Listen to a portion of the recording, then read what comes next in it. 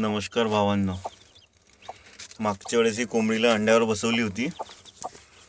थोडंसं व्हिडिओ बनवण्यात वेळ झाला. 3 दिवस आधीच पिलू निघाले. तुम्हाला दाखवतो मी किती पिलू निघाले इथं. एक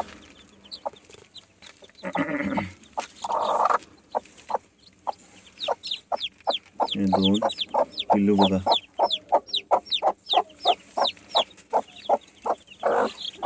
हा तिसरा,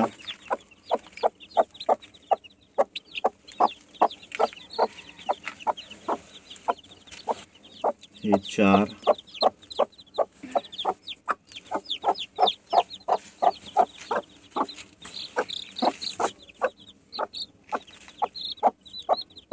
पाच,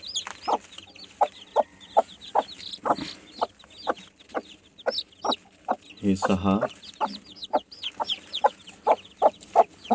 भावांनो, हे पिल्लू बघा किती ॲक्टिव्ह आहेत. हे बघा,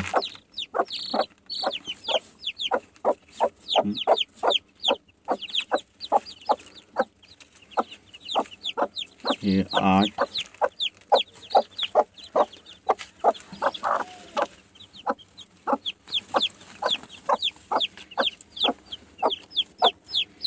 हा एक 9. हे बघा. जर तुम्ही नेहमी अशा प्रकारे जर कोंबडी बसवली, मी मागच्या व्हिडिओमध्ये दाखवलं आहे, तर तुम्हाला 100% तर नाही, 70% तर रिझल्ट मिळेलच. परत एकदा मोजून दाखवतो.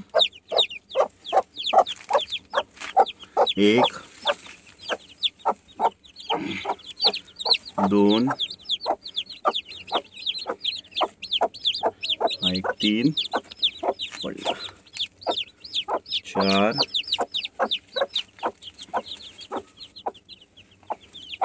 हा एक 5, 6,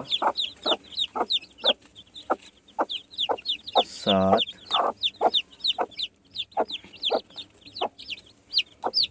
8, हा एक पांढरावाला 9. आणि ज्या दिवशी हे पिलू बाहेर आले त्याच्या काही वेळानंतर आम्ही इथे हे पाणी ठेवलं. हे पाण्यामध्ये आम्ही गुळाचं पाणी ठेवलं, म्हणजे गुळ टाकलं आहे पाण्यात. म्हणजे जेणे जसं जसं पिलू बाहेर निघतो ना, तर काय असते त्यांच्या पोटामध्ये ते गार वगैरे जमा असते ना, त्यांची क्षार, ते त्यांचं डायजेस्ट सिस्टम थोडंसं कमजोर असते आणि ते क्लीन झालं पाहिजे, त्यासाठी ते आम्ही गूळ टाकतो. म्हणजे असं गूळ 8 दिवस तरी टाका तुम्ही, म्हणजे तुमचे पिल्लू एकही मरणार नाही. 10 पिल्लू निघाले होते, पण एक कोंबडीच्या पायाखाली दबून मरण मेला एक. हे पहा पिल्लू, पहा किती ॲक्टिव्ह आहेत. पहा पिल्लू, पहा आहेत, आहे ॲक्टिव्ह.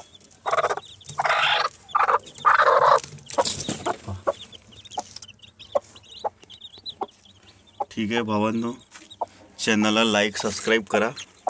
भेटू पुढच्या व्हिडिओत.